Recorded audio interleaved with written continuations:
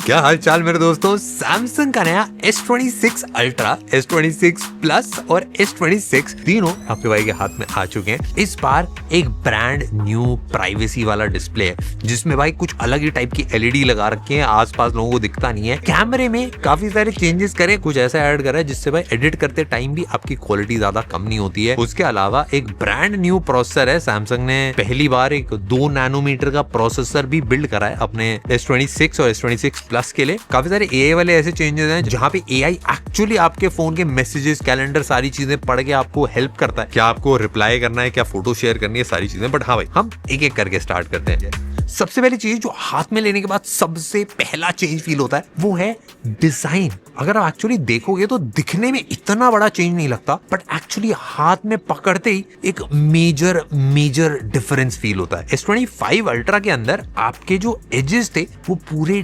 Titanium के बने होते थे, एंड क्योंकि टाइटेनियम जो होता है ना एक हार्ड मेटल होता है, तो उसमें आप शार्प एजेस भी रख सकते हो। बट इस बार टाइटेनियम को हटा दिया है एंड पूरा आर्मर्ड एल्यूमिनियम वाला फिनिश है बेसिकली, जो बहुत अब कॉमन हो गया। इससे दो मेजर चेंजेस हुए हैं। एक, जो आपकी एज मतलब ऐसा थोड़ा सा शार्प सी फील होती थी S25 अल्ट्रा के अंदर, वो अब इतनी शार्प नहीं है। एल्यूमिनियम थोड़ा सा सॉफ्ट होता है, तो इसीलिए इसमें जो एजेस हैं उसमें बहुत एक स्लाइड सा आपको कर्व फील होगा, एंड जब आप होल्ड करोगे तो आपको फील होता है कि मतलब एल्यूमिनियम थोड़ा हल्का होता है पकड़ने में। तो जो पूरी बिल्ड है वो एक्चुअली 10 ग्राम लाइटर है पिछली बार से, बट पहले 8.1 mm था, अब 7.9 mm इसकी थिकनेस या थिननेस जो भी आप बोलना चाहो वो एक्चुअली कर दी है। एंड ऑल्दो साइड के जो कर्व्स हैं उसमें इतना ज्यादा चेंज नहीं है, बट जो आप एक्चुअली हाथ में पकड़ोगे तो आपको बहुत सॉफ्ट लगेगा इस वाले पार्ट पे। एक चीज जो मैंने पर्सनली S25 अल्ट्रा में नोटिस करी थी, एज बहुत शार्प होता था तो मेरे कान में थोड़ा सा चुभता रहता था, बट इसमें क्योंकि वो स्लाइड सा एक कर्व आ गया, तो जब मैं इसे कान पे लगा रहा हूँ तो मेरे को बहुत कंफर्टेबल सा लग रहा है। बट मेरे दोस्तों, मैं एकदम ऑनेस्टली बताऊं,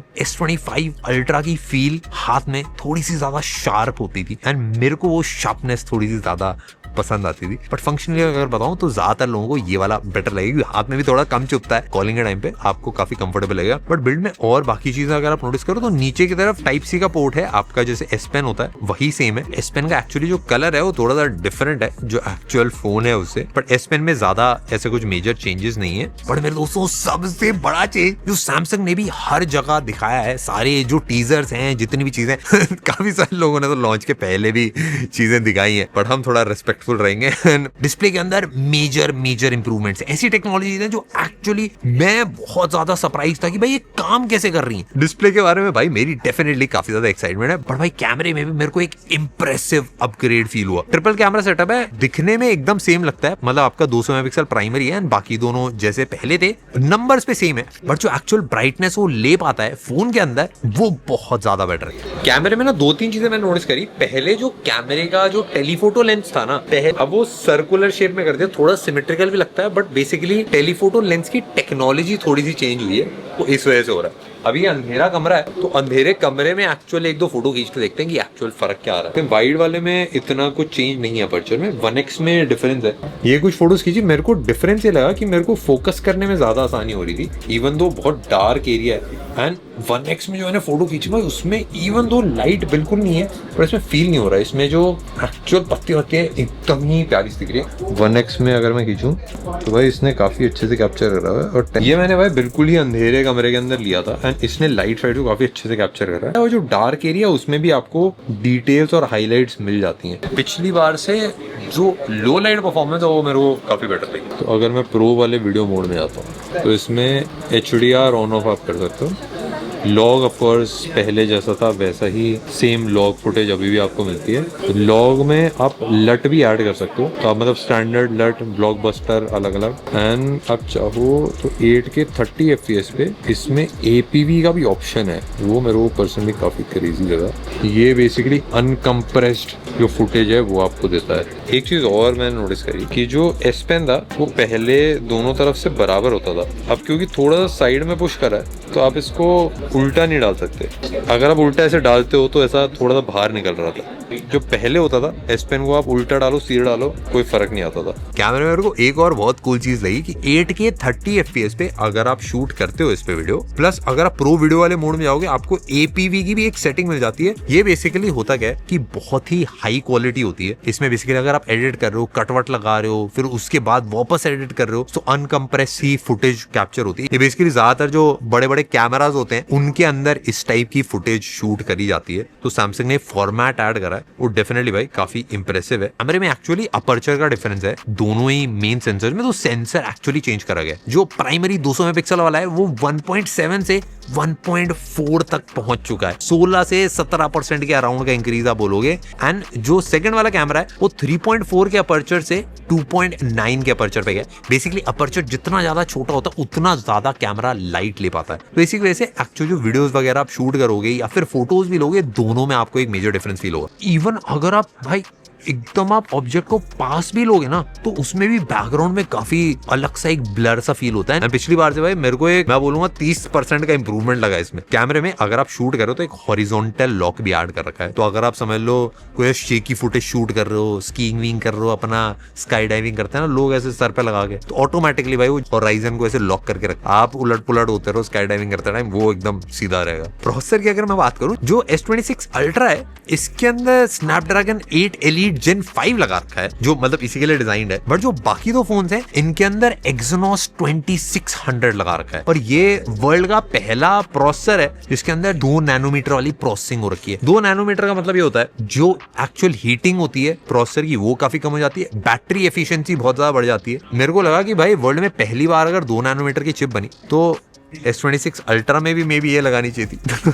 एंड बैटरी की अगर मैं बात करूं तो S26 अल्ट्रा में कोई ऐसा चेंज नहीं है। बट जो S26 है उसमें पिछली बार 4000 थी, इस बार 4300 कर दी गई है। एंड S26 प्लस में भी एक छोटा सा चेंज है बैटरी में। एंड ऑफ कोर्स मेरे दोस्तों एक नया वेपर कूलिंग चेंबर है। बेसिकली वेपर कूलिंग जो चेंबर था उसको प्रोसेसर के थोड़ा और पास में चिपका दिया तो आपकी कूलिंग थोड़ी सी और बेटर है। एंड मेरे दोस्तों चार्जिंग स्पीड में एक पंप आ चुका है। S26 अल्ट्रा में आपको मिलती है 60 वॉट की चार्जिंग स्पीड एंड S26 है उसमें 25 वॉट एंड S26 प्लस जो है उसमें 45 वॉट की चार्जिंग है। तो ऑफ कोर्स नए बड्स लॉन्च करें सैमसंग ने, इसका डिजाइन पूरा ही चेंज कर दिया। पहले थोड़ा सा तिकोना टाइप डिजाइन था, इस बार पूरा फ्लैट मेटल वाला एक एज है। दिखने में पकड़ने में मेरे को पर्सनली थोड़ी ज्यादा कंफर्टेबल लगे। मेजर जो डिफरेंस है 2-3 चीजों में, आवाज में है थोड़ा सा ज्यादा बेसी, थोड़ा सा बड़ा एरिया है एंड जो एक्टिव नॉइस कैंसिलेशन है वो थोड़ी सी बेटर है। End of course AI integration कर रहे हैं तो भाई बड्स में भी हर जगह डाला गया है। भाई एक जेस्चर कंट्रोल है, आप ऐसे ऐसे कर रहे हो, ऐसे ऐसे कर रहे हो तो इससे नोटिफिकेशन भी बंद हो जाते, कॉल भी आप उठा सकते हो, डिक्लाइन कर सकते हो। मतलब वॉइस हेयरिंग वाला मोड होता है। अब भाई कोई भी कुछ भी बोलने लगता है एक्चुअली वो कैंसिल हो जाती है वॉइस कैंसिलेशन। तो इसमें तभी होगा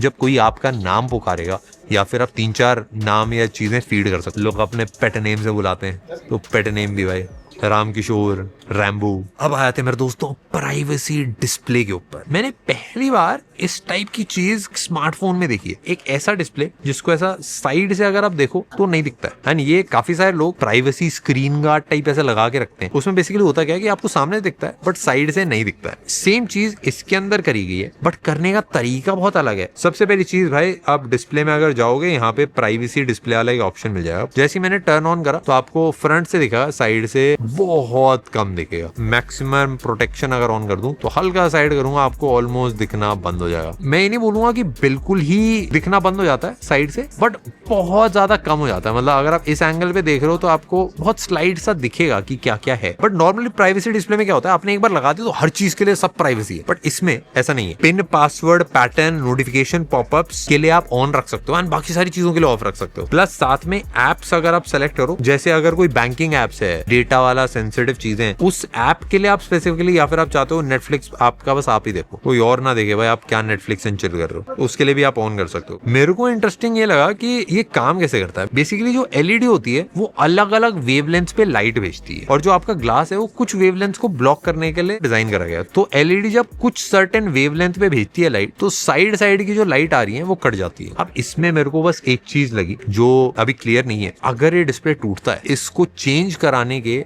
कैसे हो सकता है S25 अल्ट्रा से ज्यादा लगे। मेरे को वो एक चीज लगी, डिस्प्ले में एक्चुअली अपस्केलिंग भी हो रही है। जो प्रो स्केलर है उसमें बेसिकली होता है कि जो स्क्रीन का कंटेंट है, समझ लो मूवी देख रहे हो कुछ देख रहे हो, अगर कम क्वालिटी में 1080p HD है तो उसको ऑटोमेटिकली स्केल अप कर देता है, मैक्स स्केल कर देता है QHD प्लस रेजोल्यूशन तक। तो अगर सेम वीडियो आप इस फोन में देखोगे एंड किसी और, आपको इसमें थोड़ी सी बेटर क्वालिटी देगी। और ऑफ कोर्स भाई कॉर्निंग गोरिल्ला ग्लास है फ्रंट में, दिमाग में तो ये चलता है कि प्राइवेसी वाला गार्ड वार्ड सब लगा दिया तो अब इसका ब्राइटनेस एक्चुअली डिक्रीज हो जाएगी, बट ब्राइटनेस पिछली बार से बेटर है, प्लस कलर्स पिछली बार से बहुत ज्यादा बेटर फील होते हैं। और पहली बार है सैमसंग की हिस्ट्री में एक 10 बिट कलर वाला पैनल यूज करा गया है S26 अल्ट्रा के अंदर। S26 और S26 प्लस है, उन दोनों में एक 8 बिट वाला पैनल है, उनको ये अपग्रेड नहीं मिलते। और जो प्राइवेसी स्क्रीन प्रोटेक्शन वाला फीचर है ये भी बस S26 अल्ट्रा के अंदर है, S26 और S26 प्लस के अंदर नहीं है। बाकी जो बेजल्स हैं और जो डिस्प्ले की टच सेंसिटिविटी है और यूज करने में मजा है उसमें ऑलमोस्ट सेम है, उसमें आपको ऐसा कोई भी डिफरेंस नहीं फील होता। बट बेसिकली मेरे दोस्तों ब्राइटनेस, कलर्स, कॉन्ट्रास्ट, जो एक्चुअल डिस्प्ले है, सारी चीजें इंप्रूवमेंट है। ऑफ कोर्स प्राइवेसी वाले में अब आपका मेरे दोस्तों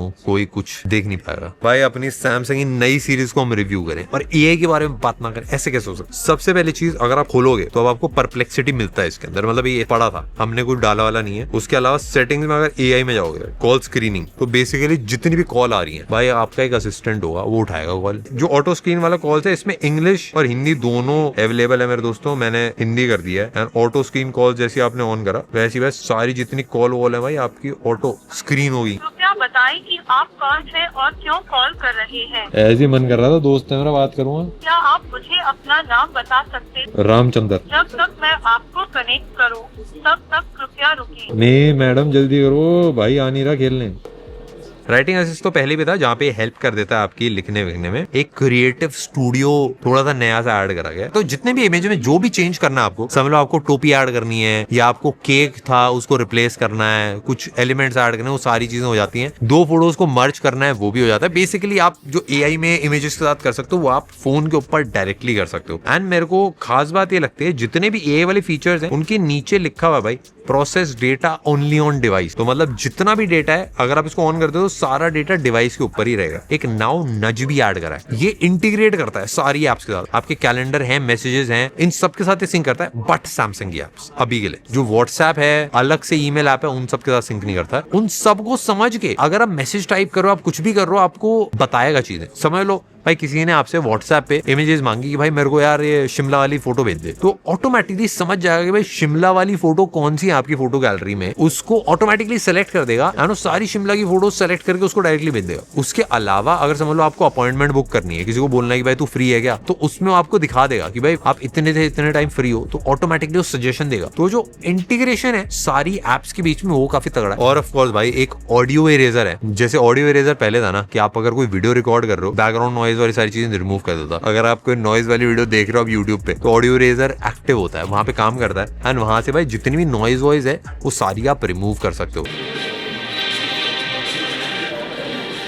इसे सैमसंग ने ज्यादा बात नहीं करी, बट मेरे को एक मेजर चेंज फील हुआ सॉफ्टवेयर के अंदर। अभी जैसे One UI 8.5 है, एंड्रॉइड 16 के ऊपर बेस्ड है, जो एनिमेशंस है, जो स्मूथनेस है, जो अलग अलग पंचीनेस है वो थोड़ी सी डिफरेंट है। समझ लो वॉल्यूम वाला है, हल्का सा ऐसा लगता है कि एक पंच सा आ रहा है, मतलब थोड़ा सा मैं एक्सटेंड इसको ज्यादा कर सकता हूँ। अगर मैं खोल रहा हूँ, बटन दबा रहा हूँ, तो एनिमेशन थोड़े से ज्यादा स्मूथ होते हैं। हल्का सा अगर मैं टच कर रहा हूँ तो थोड़ा ज्यादा स्नैपी फील होता है, थोड़ा ज्यादा फास्ट फील होता है। पिछला जो One UI था उसमें एनिमेशन जो थे वो थोड़े से फ्लैट होते थे, ऐसा लगता था कि मतलब बहुत स्टैटिक सा है एंड सारे इस पे क्लिक क्लिक करते थे, तो थोड़ा सा डिफरेंस था एनिमेशन में। बिक्सबी और जेमिनाई का थोड़ा सा अपना चल रहा है। सैमसंग का ये है कि भाई बिक्सबी को भी कायम रखना है, तो उसका हाथ नहीं छोड़ सकते, बट जेमिनाई का हाथ थोड़ा टाइट से पकड़ा हुआ है, ऐसा है। तो अगर आप ऐसे क्लिक करोगे तो यहाँ पे जेमिनाई खुलता है एंड जेमिनाई के सारे फीचर्स काम करते हैं, बट अगर आप सर्च कर रहे हो यहाँ पे तो यहाँ पे बिक्सबी है। अब बिक्सबी में भी थोड़े अपग्रेड करे हैं जो मैंने एक्सपेक्ट नहीं करा था। इसमें अगर आप इसको ये भी लिखोगे रिड्यूस ब्राइटनेस, तो ऑटोमेटिकली आपको सेटिंग्स बताएगा कि भाई आप डार्क मोड ऑन कर सकते हो, अडैप्टिव ब्राइटनेस ऑन कर सकते हो, तो ऑटोमेटिकली आप उसको सेंटेंस लिख के भी समझा सकते हो। तो वो सारी चीजें भी बिक्सबी में थोड़ा सा एक अपग्रेड है कि आप थोड़ा समझ जाती है।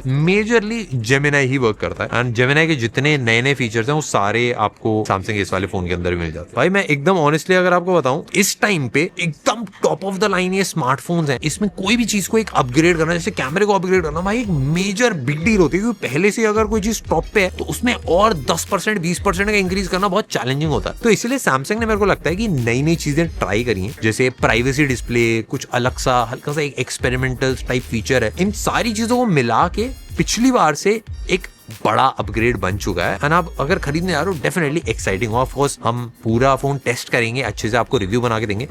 आई होप आपको मजा आया होगा देखने में। आप भी बताना कमेंट सेक्शन में आपको कैसा लगा।